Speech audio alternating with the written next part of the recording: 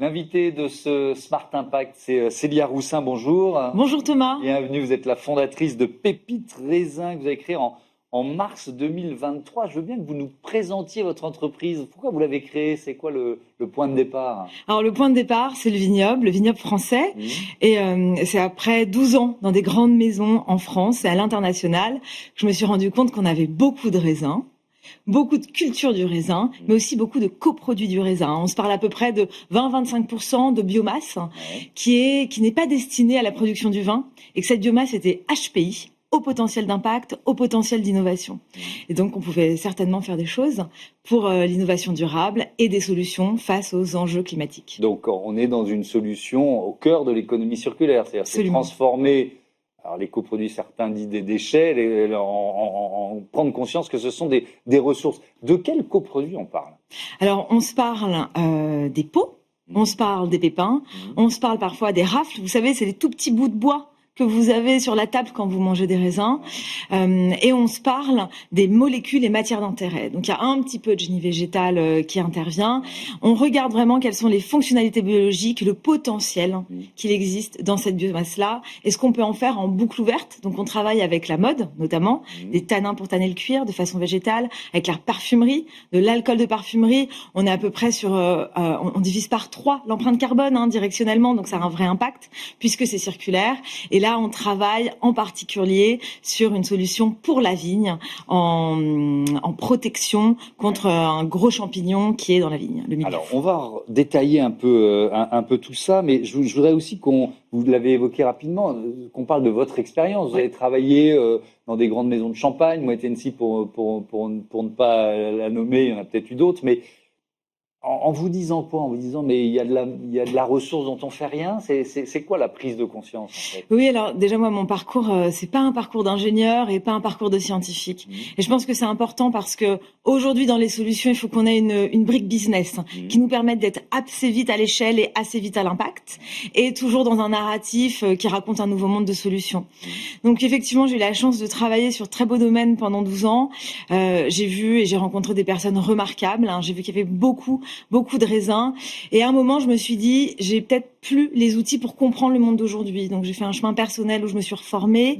Je suis passée à l'Institut des Futurs Souhaitables, à l'Oumia et Entrepreneurs d'Avenir à Cambridge. Et je me suis dit, comment on peut créer un business où on va valoriser ce flux-là qui aujourd'hui est un peu sous-valorisé. Voilà. Il est un peu valorisé quand même. Il est un peu valorisé. Ce qu'on fait avec Pépites Raisin, on regarde que les projets pionniers qui sont pas encore à maturité sur les marchés. Mais en revanche, on travaille avec des industriels directement, donc on est à échelle. On a passé, si vous voulez, la paillasse, et on est à échelle puisque on parle directement aux grands groupes en termes de biosourcing pour qu'ils puissent changer directement leurs achats. Alors, si on prend par exemple la mode, vous avez commencé à en parler. Concrètement, qu'est-ce que vous faites dans le monde de la mode et comment on transforme un coproduit du raisin finalement en matière première pour une marque de mode? Thomas, je vous donne un exemple. Quand vous buvez du vin rouge, vous pouvez faire tourner un petit peu le vin et dire « Ah, il est tannique, il se passe quelque chose ». Il se trouve que les tanins qu'on a dans le vin sont des tanins dont les marques de cuir ont besoin pour tanner le cuir.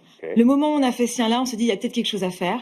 On a mené de la R&D avec les labos référents en France, et donc on a un tanin pour tanner le cuir qui permet d'être sourcé en France, en circularité, et d'éviter d'aller alors soit sur du chrome, soit sur des tanins qui viennent de très loin. Mais qu'est-ce qu'on récupère? Alors on récupère le petit pépin. Là, et de ce petit pépin-là, on extrait les tanins qui sont à l'intérieur. Toute l'extraction est sans solvant, à l'eau, en éco-extraction en France. Et alors avec la cosmétique, tiens, par exemple, qu'est-ce que vous faites avec le secteur de la cosmétique? La cosmétique, il y a un marché assez mature aujourd'hui, donc nous on ne touche pas directement sur l'actif. C'est des filières qui sont très structurées, très bien organisées, des marques en place qui sont connues.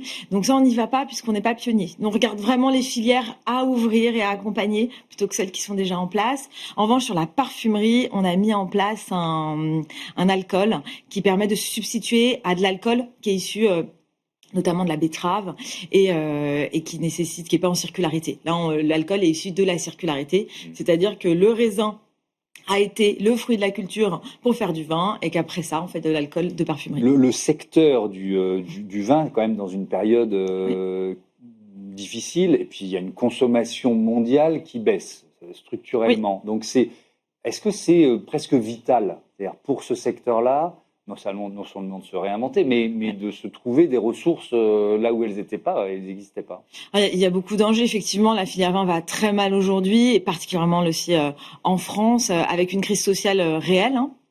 Sur certains terroirs, il y a un enjeu de trouver de nouvelles valorisations, de nouveaux débouchés économiques. C'est là où la brique économique business me paraît fondamentale. Parce qu'on a déjà toutes les solutions, mais il faut qu'on les mette en musique pour que ça crée de la valeur. Et c'est ce qu'on fait. Mais les coproduits du vin, qu'est-ce que ça peut représenter dans le bilan d'un viticulteur ? Alors, ça dépend. Aujourd'hui, sur les solutions qu'on a, on touche directement des acteurs de la filière après la viticulture. Et on est en train de travailler, on en a une qui sort pour la viticulture, pour que le revenu aille directement aux vignerons-vigneronnes. Ça prend un peu plus de temps. Ce que ça représente aujourd'hui, ça représente rien. Et c'est ça qui est dommage. C'est-à-dire que face à ce gros potentiel, ça ne représente rien, qu'ils achètent des solutions à l'externe alors qu'ils pourraient les prendre directement de leur vignoble, et qu'on est en train de construire ça avec eux.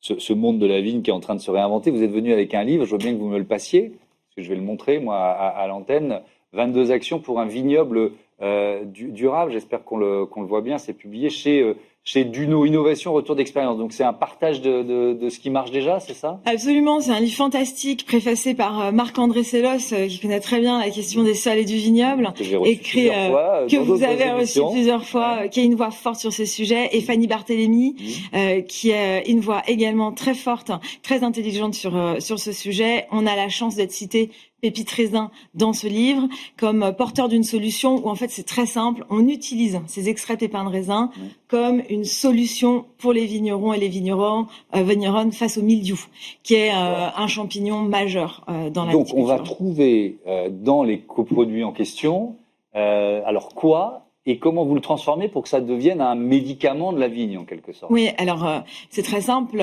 Si je devais le grossir le trait, c'est comme des anticorps que la vigne crée elle-même, et ensuite on va les récupérer et on va lui donner pour booster ses défenses. L'idée, elle est pas de moi, elle est de Marc-André Sellos. Quand j'ai lu ses livres et qu'on a fait des liens en se disant ça se trouve c'est possible, on a eu toutes les autorisations en début d'année, et ensuite on utilise l'expertise industrielle de mon partenaire industriel. C'est une PME qui a plus de 15 ans d'expérience. Donc, vous voyez, c'est déjà assez mature pour être à l'échelle, pour qu'on puisse directement donner au vignoble. On sera en expérimentation grâce à une bourse obtenue par le domaine Penfold qui s'est installé dans le Haut-Médoc, dans le Bordelais. Et aujourd'hui, on a déjà 4 domaines avec nous, très beaux. Qu'est-ce que vous allez remplacer ? C'est la substitution au cuivre. On se parle de la substitution au cuivre en anti-mildiou, dont la tolérance d'usage a été baissée de 50% cet été par l'ANSES. Et un gros enjeu pour les viticulteurs, viticultrices. Pour bien comprendre, ça veut dire que l'ANSES limite l'usage du cuivre. Il y a une nouvelle réglementation qui limite l'usage du cuivre. Alors, il y a un nouvel avis qui a été rendu par l'ANSES qui limite effectivement l'usage. Donc, il est urgent de trouver des solutions de remplacement. Et il est urgent de trouver des solutions parce que le mildiou est une des pressions les plus importantes sur le vignoble, qui enquiquine fortement la viticulture. Il y a une voie synthétique dans laquelle il faut sortir des pesticides synthétiques, mais le dire n'est pas facile, il faut des solutions. Et il y a la voie biologique qui utilise aujourd'hui aussi du cuivre. Donc on vient avec un outil de la boîte à outils. C'est pas révolutionnaire, mais ça permet d'apporter des solutions durables à la filière. Vous avez un programme qui s'appelle Sol Vivant. Oui, alors non, c'est le Sol Vivant, c'est pas mon programme. C'est quoi ça ? Le programme que j'ai rejoint, il y a 2 programmes. Il y a donc la bourse Penfold Evermore qui soutient ce projet-là, et j'ai rejoint la cohorte de la Fondation Albert II de Monaco, de jeunes entrepreneurs. Voix engagée. C'est un programme de leadership climatique en quelque sorte. Mondial. En quoi il consiste ce programme ? Écoutez, on est 10 leaders climatiques jeunes, et ils ont eu la gentillesse de m'inclure dans cette jeunesse-là. Ce qui est assez frappant sur cette cohorte, c'est qu'on est tous en action, que la circularité est un sujet au cœur des entreprises. Donc, je vous donne l'exemple, Texula, monté par Yara Yousri en Égypte, récupère les millions de tonnes de peaux de banane et en fait des textiles basés sur l'expertise textile de l'Égypte. Elena Martinez en Dominique Républicaine récupère algues invasives qui bloquent les littoraux et en fait des biostimulants, des composés d'intérêt. Et Leftaris, qui est en Grèce, a dépollué le plastique de ces littoraux également. Donc voilà, c'est ça qui se passe. C'est une cohorte qui a entre 25 et 37 ans, qui montre que le monde est en action, que les nouveaux modèles sont là, qui sont internationaux, et où j'espère qu'on incarne un nouveau type de leadership. On déplace un peu l'ego en cherchant vraiment l'impact avec des boîtes qui sont robustes. Merci beaucoup, Célia Roussin. On souhaite le meilleur à Pépite Raisin. Voilà, on passe tout de suite à notre débat. Cette PPE, cette loi de programmation pluriannuelle de l'énergie qui se fait attendre, c'est l'Arlésienne, quoi.